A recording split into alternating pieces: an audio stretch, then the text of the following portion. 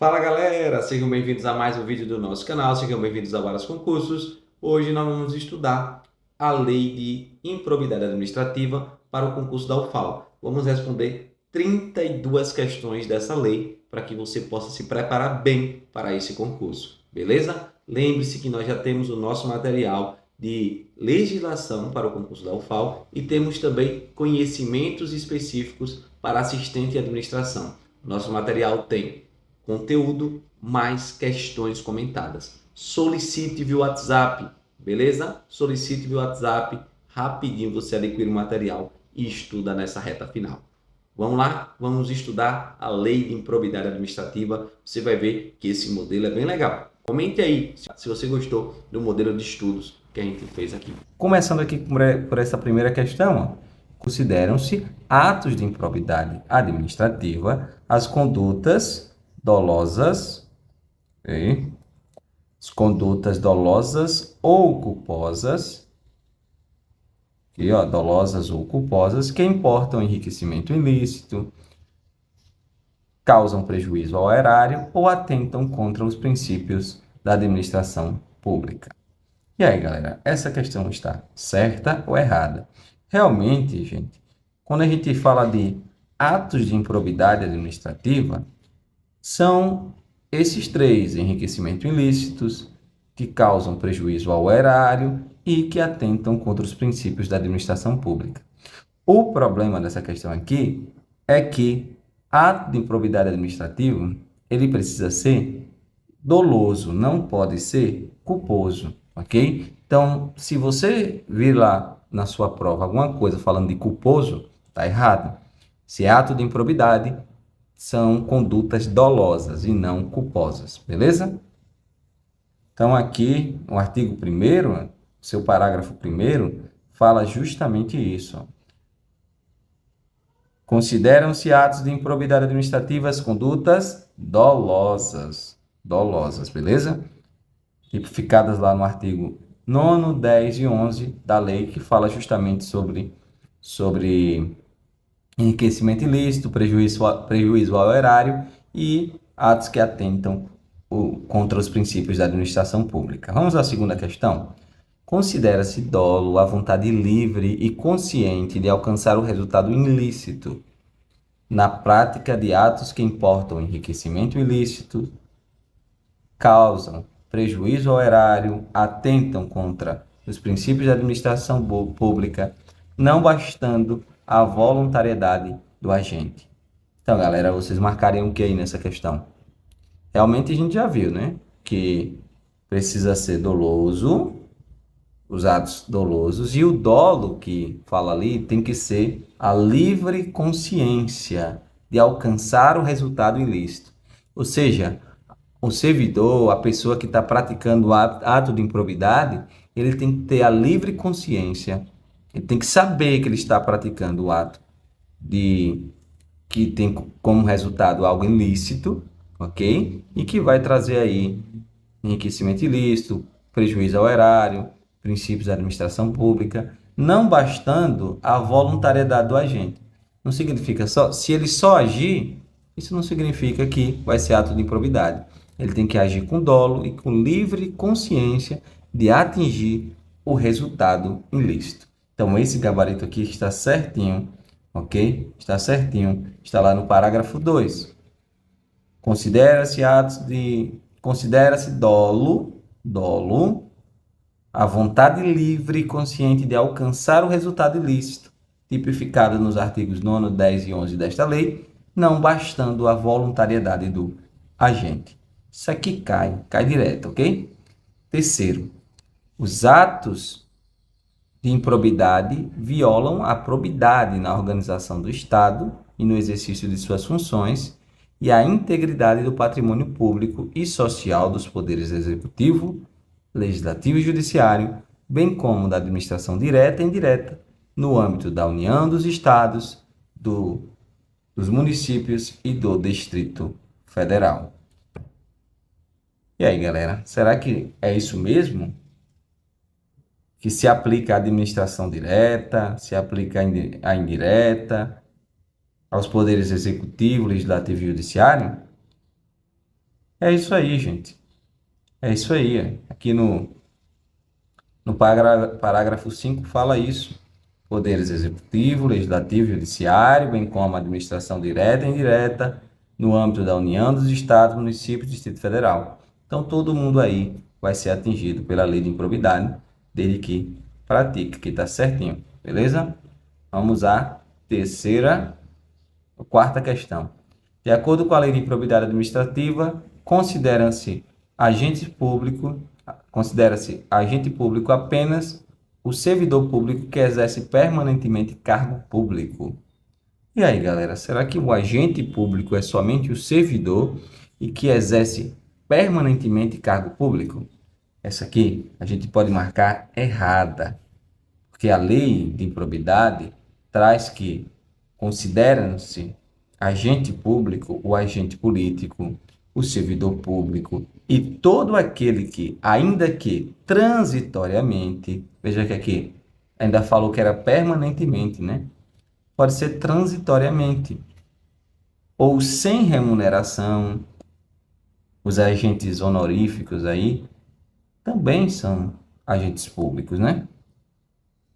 Por eleição, nomeação, contratação ou qualquer outra forma de investidura ou vínculo, mandato, cargo. Então, qualquer pessoa aí que tenha uma relação com a administração pública, seja um agente político, servidor público ou qualquer uma relação ali transitória ou permanente, né? Pode ser permanente ou pode ser transitória. Pode ter remuneração, pode não ter remuneração. Essa pessoa é um agente público, beleza? Então, aqui está errado. Vamos à quinta questão. A lei de improbidade não se aplica a uma pessoa que não é servidor público, mesmo que induza ou concorra dolosamente para a prática do ato de improbidade. E aí, galera, será que a lei de improbidade ela não se aplica a nenhuma pessoa particular, a nenhum particular? Precisa ser um agente público? Precisa ser um servidor público? Isso aqui, galera, que está errada, ok? Porque a própria lei, ela diz o seguinte: as disposições dessa lei são aplicáveis no que couber àquele que, mesmo não sendo agente público, induza ou concorra dolosamente para a prática do ato de improbidade. Então, por isso que aqui está errado. E também aqui fala, não se aplica a uma pessoa que não é servidor, que estaria errado também, porque tem gente que é agente público, mas não é servidor, entendeu? Então, e a lei se aplica também, mas se aplica também a particulares que agem aí, induzem dolosamente ou concorrem, participam, né, ali de ato de improbidade, beleza? Então, essa aqui está errada. Sexta questão. Os sócios, os cotistas, os diretores e os colaboradores de pessoa jurídica de direito privado não respondem pelo ato de improbidade que venha a ser imputado à pessoa jurídica. A pessoa jurídica, salvo se comprovadamente houver participação e benefícios diretos, caso em que responderão nos limites da sua participação. Aqui, gente, a gente tem que lembrar o seguinte: existe a diferença entre a pessoa física da pessoa jurídica. Não é porque a empresa cometeu atos de improbidade administrativa que o dono ou os sócios, os cotistas ali vão responder, ok? Eles só irão responder se comprovadamente houver participação em benefício. E a resposta deles, o que eles vão responder, está no limite da sua participação. Então, aqui está certíssimo, certíssimo, certíssimo. Gabarito certo. Temos aqui o parágrafo 1º falando sobre isso, né? Que os cotistas, eles não respondem pelos atos de improbidade, em regra, salvo se comprovadamente houver participação aí. E eles só responderão nos limites da sua participação. Beleza? Vamos agora à sétima questão.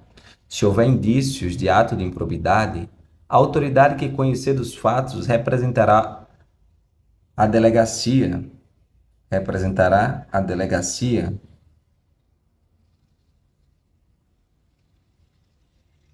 competente para as providências necessárias. Galera, aqui, essa questão, ela está errada, ok? Também teria que representar a delegacia, né? Está errada, porque, na verdade, essa representação, ela é feita ao Ministério Público competente. Ele precisa, sim, representar, se ele souber de atos de improbidade, precisa representar ao Ministério Público, para que aí o Ministério Público tome as suas providências. Tá ok? Então, certíssimo aqui. Ok? Oitavo. O sucessor ou herdeiro daquele que causa dano ao erário ou que se enriquecer ilicitamente não estão sujeitos à obrigação de repará-lo, mesmo que haja herança ou patrimônio transferido. O sucessor ou herdeiro daquele que causar dano ao erário ou que se enriquecer ilicitamente não estão sujeitos à obrigação de repará-lo. Galera, aqui essa questão está errada. Por quê? Porque o sucessor e o herdeiro, né, eles têm sim a obrigação de reparar o dano ali causado para a pessoa que deixou a herança para ele. Se houver herança, no limite dessa herança ou desse patrimônio transferido, ok? Por isso que está errado. Aqui, ó, o sucessor herdeiro daquele que causar dano ao erário ou que se enriquecer licitamente estão sujeitos apenas à obrigação de repará-lo até o limite do valor da herança ou do patrimônio transferido. Imagine que alguém deu um prejuízo ao erário de 900 mil reais e deixou uma herança para seu filho de 500 mil reais. Essa aqui é a herança. A reparação do dano não vai ser de 900 mil, vai ser de 500 mil. Porque fala aqui, né? Até o limite do valor da herança. Entendeu? Então, é isso. Então, se alguém pratica ato de improbidade que causa dano ao erário e deixa uma herança para os seus filhos, os filhos vão ter que responder no limite do patrimônio que foi transferido ali. Ok? Constitui ato de improbidade administrativa importado em enriquecimento ilícito. Já vou dar uma dica aqui para vocês. Ao ferir, mediante a prática de ato doloso, opa, aqui já está ok, doloso, né? Qualquer tipo de vantagem patrimonial indevida em razão do exercício de cargo, de mandato, de função, de emprego ou de atividades nas entidades referidas no artigo 1º da Lei de Improbidade. Ato de improbidade administrativa que importa enriquecimento ilícito. Você vai pensar, enriquecimento ilícito, eu vou praticar um ato de improbidade que vai trazer benefícios para mim, ok? Por exemplo, eu pego ali o carro da prefeitura e uso para fazer uma viagem. Então, eu estou trazendo benefício para mim, eu estou enriquecendo, deixando de gastar e usando o recurso público. Eu pego funcionários, servidores públicos e levo para minha casa para fazer uma pintura no horário, no expediente, e não pago a eles, né? Eles deveriam estar trabalhando ali no seu expediente, eu tiro do trabalho e levo para casa. Então, eu estou enriquecendo as custas da administração pública. Então, esses atos são aí de enriquecimento ilícito. Ao ferir, mediante a prática de ato doloso, qualquer tipo de vantagem patrimonial indevida em razão do exercício de cargo, de mandato, de função ou de emprego. Isso aqui está certíssimo. Isso aqui está lá no artigo 9º. E lembre-se do doloso, viu, gente? Lembre-se do doloso. Você recebeu para você qualquer benefício aí patrimonial, vai ser ato de improbidade que importa em enriquecimento ilícito. O rol de atos de improbidade que importam em enriquecimento ilícito e dos atos de improbidade administrativa que causam prejuízo ao erário é taxativo. Ser taxativo, galera, porque é dizer que a lista que está na lei, ela é fechada. Não existe outras situações que poderiam importar em ato de improbidade administrativa que importam enriquecimento ilícito ou que causam prejuízo ao erário. Isso cai de vez em quando nas questões, mas nesse caso está errado. Errado, porque tanto os atos de improbidade administrativa que causam enriquecimento ilícito, quanto os atos de improbidade administrativa que causam prejuízo ao erário são rol exemplificativo, beleza? O único rol taxativo é de princípios, que atingem os princípios, ok? Mas falou em enriquecimento ilícito, falou em prejuízo ao erário, o rol é exemplificativo. Significa dizer que é um rol aberto. Pode ter outras situações que se encaixarão ali em ato de improbidade administrativa, que importa enriquecimento ilícito, ou que importa em prejuízo ao erário. Agora, mais na frente, a gente vai ver sobre os atos que importam que atentam contra os princípios, aí esses sim são atos taxativos, beleza? Só são aqueles que estão lá na lei. Vamos aqui à questão número 11. De acordo com a lei de improbidade, são atos que importam em enriquecimento ilícito. Enriquecimento ilícito, exceto. Ou seja, ele quer uma questão que não seja enriquecimento ilícito. Ok? Lembre-se, enriquecimento ilícito é quando você recebe uma vantagem. Ok? Você recebe uma vantagem econômica. Então, você vai ver várias situações, como receber para si ou para outrem, perceber vantagem econômica, perceber vantagem econômica, utilizar em obra ou serviço particular. Essas situações aqui são de enriquecimento ilícito. Receber para si ou para outrem dinheiro, bem móvel ou imóvel, a letra A, né? Ou qualquer outra vantagem econômica, direta ou indireta, a título de comissão, percentagem, gratificação ou presente de quem tem interesse, direto ou indireto, que possa ser atingido ou amparado por ação ou omissão decorrente das atribuições do agente público. Então, o agente público aqui está recebendo para si, está recebendo dinheiro, recebendo vantagem. Então, esse aqui é sim ato de enriquecimento ilícito. Beleza? Mas não é a questão quer o exceto. Perceber vantagem econômica, direta ou indireta, letra B, viu? Para facilitar a aquisição. Então, ele está recebendo a vantagem econômica. Tá vendo? Isso aqui é enriquecimento ilícito.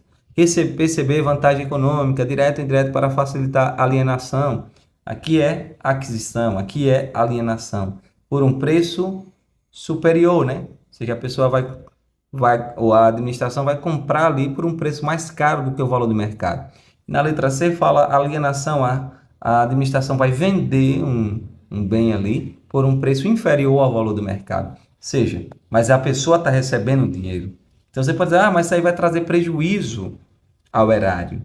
Mas a ação da pessoa que recebe a vantagem é uma ação de enriquecimento ilícito.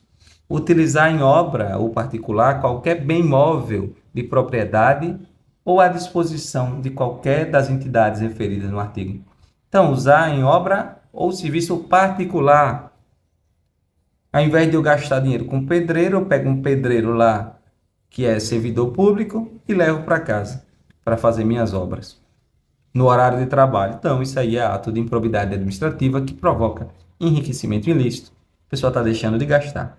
Agora, a letra E, que é nosso gabarito, facilitar o concorrer por qualquer forma para indevida incorporação ao patrimônio particular de uma pessoa física ou jurídica. Veja, você está facilitando para a incorporação ao patrimônio particular de uma pessoa física ou jurídica. Então, a pessoa física ou jurídica está recebendo a vantagem. Você só está facilitando. Nesse caso, não é ato de enriquecimento ilícito, mas sim de prejuízo ao erário.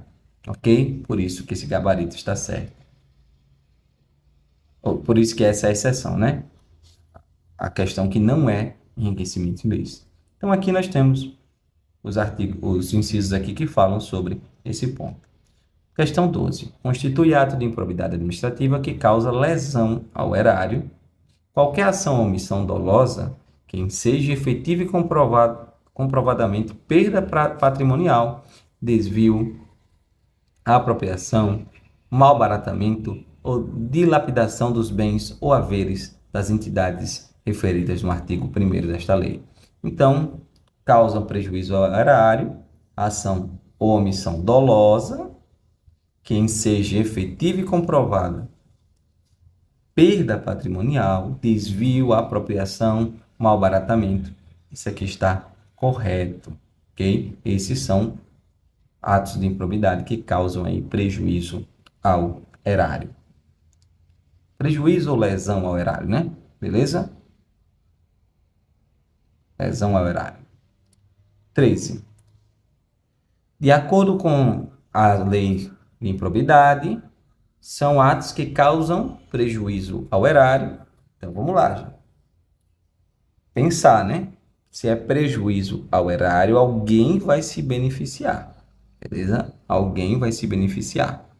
Negar, vai receber recurso. Alguém vai receber recurso, né? Negar publicidade aos atos oficiais, facilitar,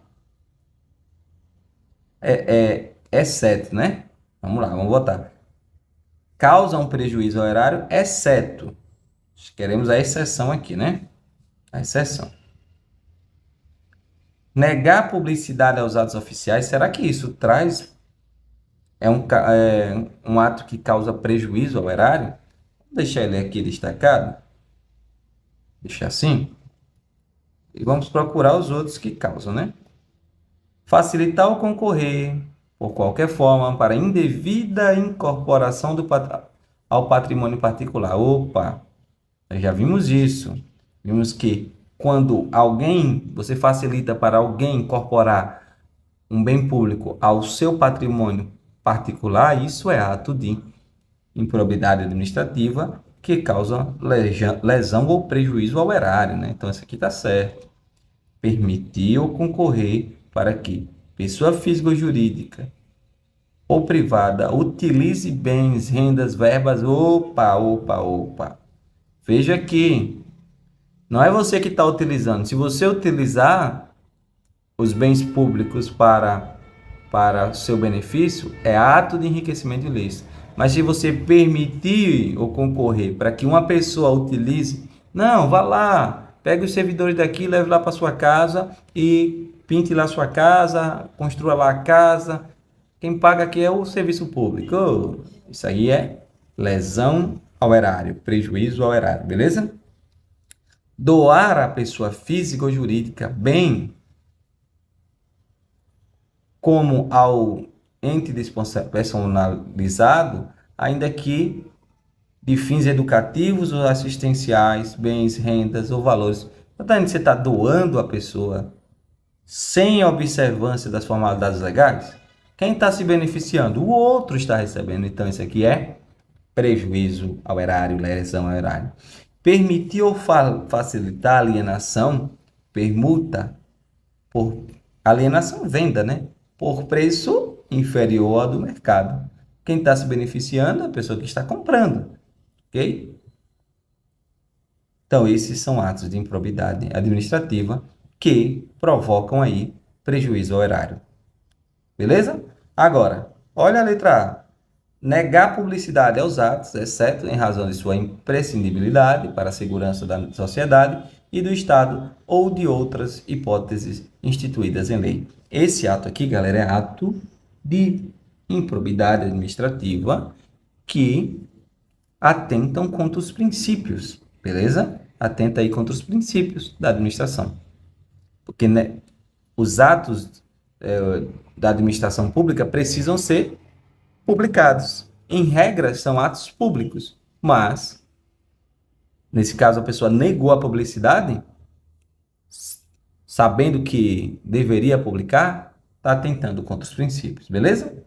Então, aqui, 14, aquela que eu falei, o rol de atos de improbidade administrativa que atenta contra os princípios da administração é taxativo? Não existem outros, tem que ser aqueles ali mesmo. O rol de atos de improbidade administrativa que atenta contra os princípios da administração é taxativo, sim. Taxativo. Ok? 14. O 15, né? De acordo com a lei de improbidade administrativa, o ato de revelar ou permitir que chegue ao conhecimento de terceiro, antes da respectiva divulgação oficial, teor de medida política ou econômica capaz de afetar o preço de mercadoria, bem ou serviço, é classificado como ato de prejuízo ao erário. Então aqui, galera, você está revelando ali uma informação que não deveria revelar. Esse é um ato que vai de encontro aí aos princípios da administração, ok? Alguma dúvida? Se tiver alguma dúvida, deixa aí nos comentários. Deixa aí também se você está gostando desse modelo de estudo, se é interessante essa forma aqui da gente rever a lei, ok? Da gente rever a lei, porque legislação não é fácil de estudar, né?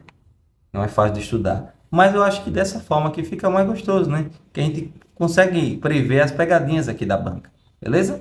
Então, o ato de revelar ou permitir que chegue ao conhecimento de terceiro uma informação ali que possa causar ali, que tenha afetar o preço de mercadoria, é um ato que atenta aí contra os princípios da administração. Beleza. Vamos aqui à questão agora número 16. Se houver ressarcimento integral do dano patrimonial, se efetivo, não poderá ser aplicada nenhuma sanção por ato de improbidade. Não poderá ser aplicada nenhuma sanção. Isso aqui é falso, né, galera? Isso aqui é falso. O artigo 12 diz o seguinte: independente do ressarcimento integral do dano patrimonial, se efetivo, e das ações penais comuns e de responsabilidades civis e administrativas previstas na legislação específica, está o responsável pelo ato de improbidade sujeito às seguintes cominações, né? Que podem ser aplicadas isoladamente ou cumulativamente, beleza? De acordo com a gravidade do fato.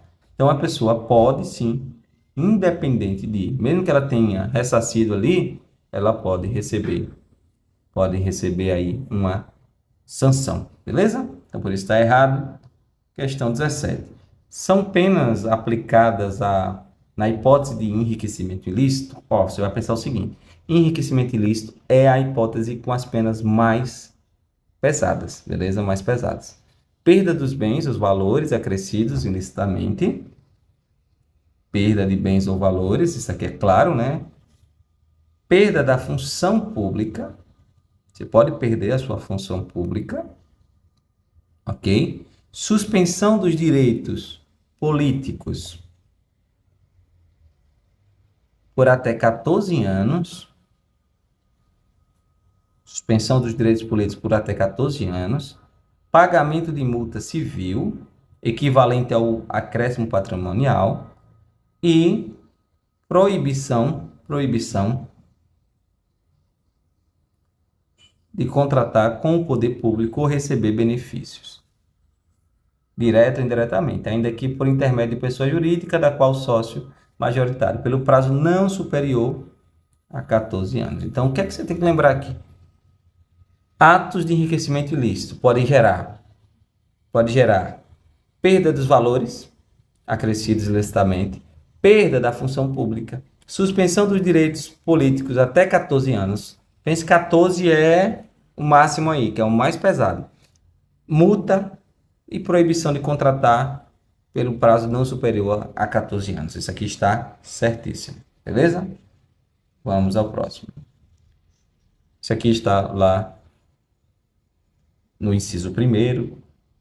Lembre desses 14 anos aqui, ó. Aparece 2 vezes. São penas aplicáveis na hipótese de prejuízo ao erário. Esse é o segundo maior.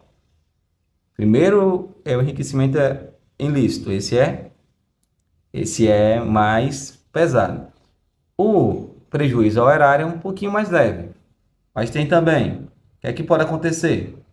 Perda dos bens acrescidos ou valores acrescidos ilicitamente, ok? Se concorrer a esta circunstância, perda da função pública, suspensão dos direitos políticos por 12 anos, pagamento de multa civil equivalente ao valor do dano e proibição de contratar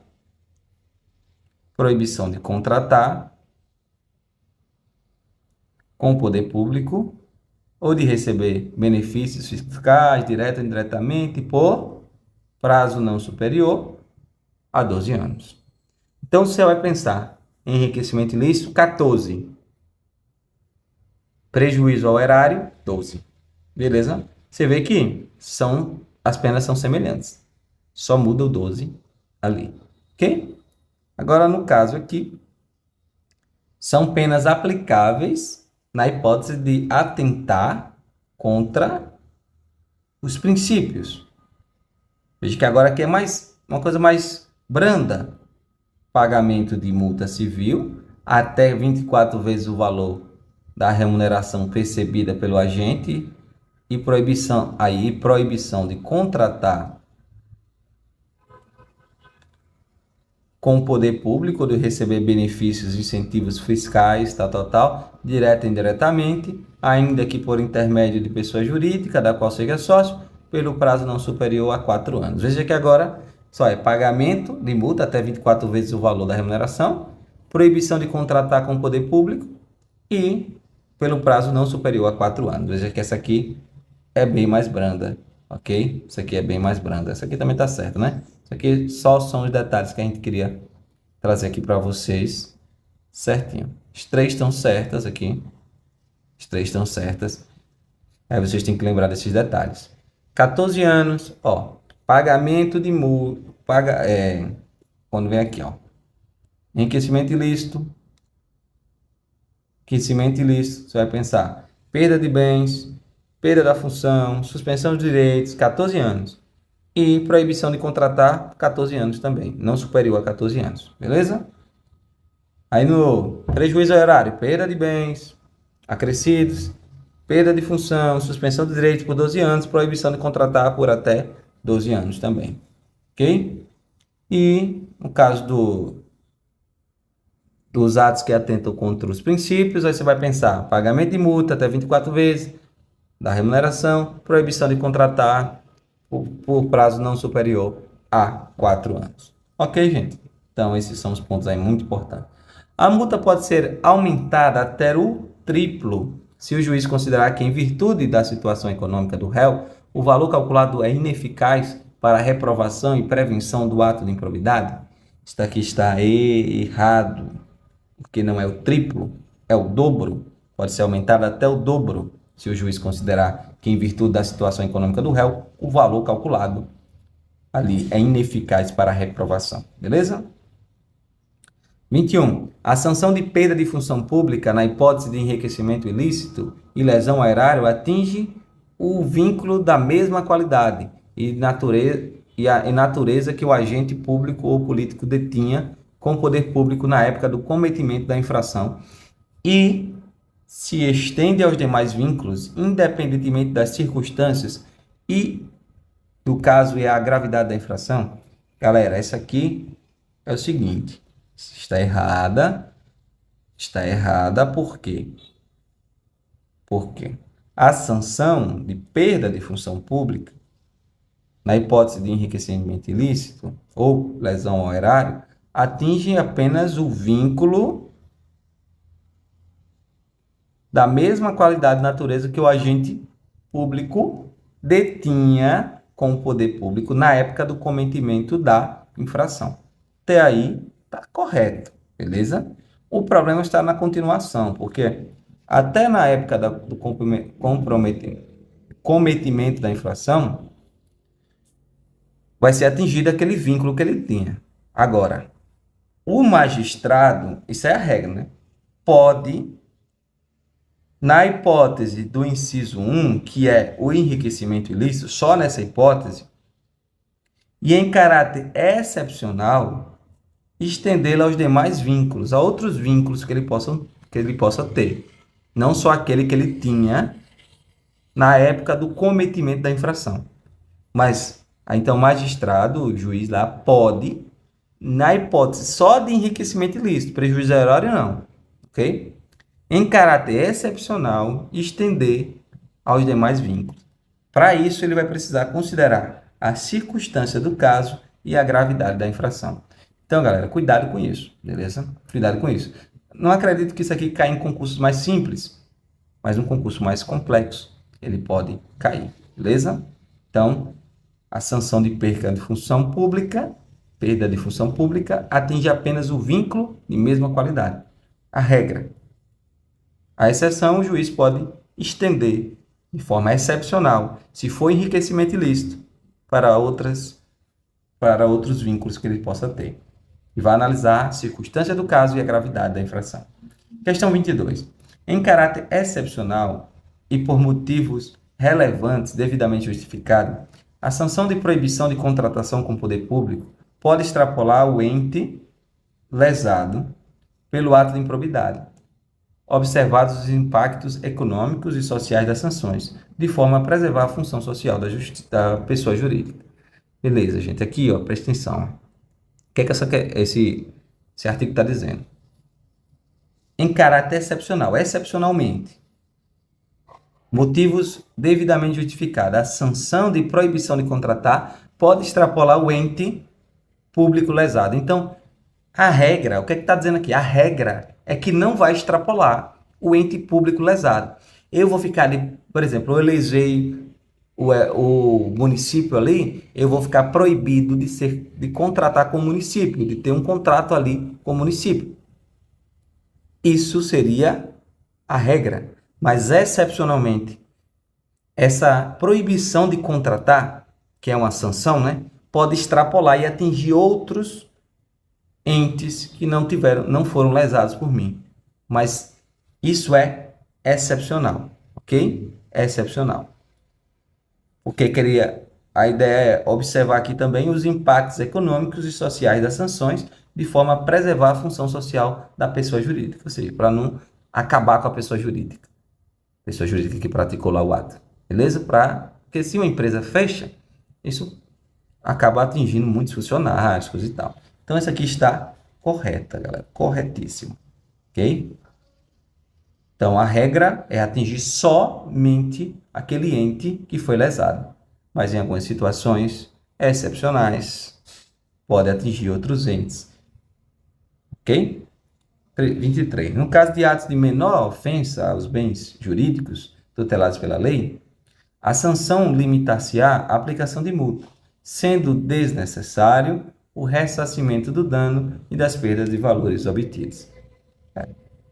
Realmente, no caso de menor ofensa, pode ser só a multa. No entanto, precisa aí reparar os danos, né? Sendo desnecessário o ressarcimento do dano? Não, errado. Olha o que fala aqui.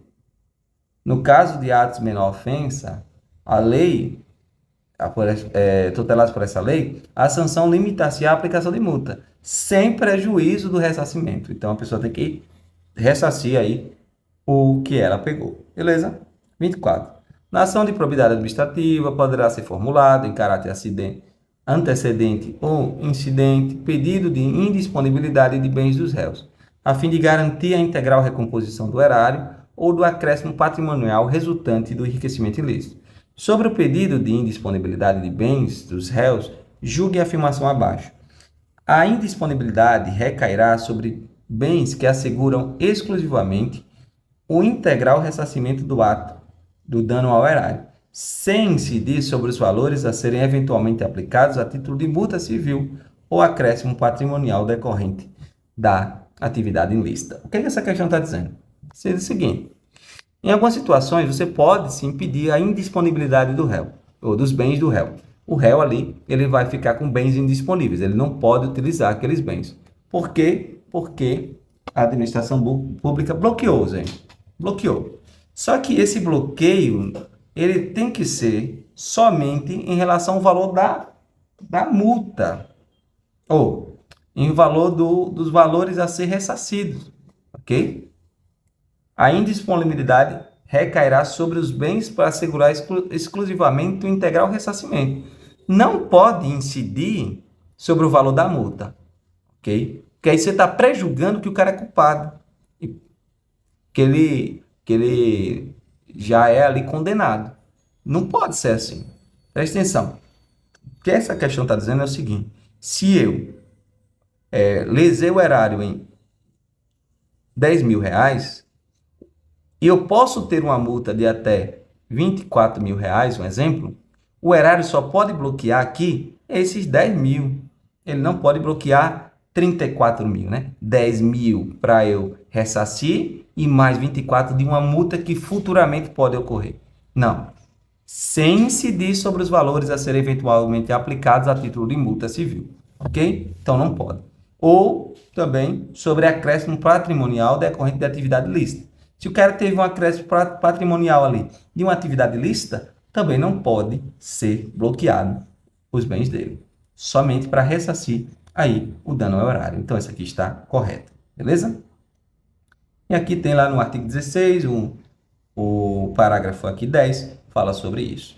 A ordem de indisponibilidade dos bens deverá priorizar o bloqueio de contas bancárias de forma a garantir a subsistência do acusado e a manutenção da atividade empresária ao longo do processo. Gente, isso aqui está errado, erradíssimo, porque a ordem deverá priorizar veículos, via terrestres, bem imóveis em geral, semimoventes, navios, aeronaves, ações.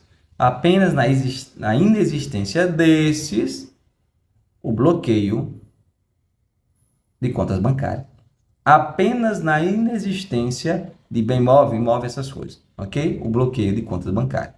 Então, isso aqui está errado, ok? Bloqueio de conta bancária é a última opção lá. É vedada a decretação de disponibilidade da quantia de até 50 mil reais, 50 salários mínimos depositados em caderneta de poupança, em outras aplicações financeiras ou em conta corrente. Galera, realmente é vedado, só que o erro aqui está nesses 50, são 40, ok? Então é vedada aí a decretação de indisponibilidade, ou seja, bloquear, né? Quantia de até 40 salários mínimos. Se eu tenho lá 40 salários mínimos na minha conta, não pode ser bloqueado esse valor, que é o valor para eu viver, né? Pagar minhas contas para me alimentar e etc. Questão 27. É vedada a decretação de disponibilidade do bem de família do réu, mesmo sendo comprovado que o imóvel seja fruto de vantagem de patrimônio indevido? Isso aqui, claro que é errado, né, gente? O bem de família, que está ali, a família morando e tal, ele não pode ser bloqueado ali, né? Indisponibilizado, salvo se comprovado que o imóvel seja fruto de vantagem patrimonial indevida. Aí sim.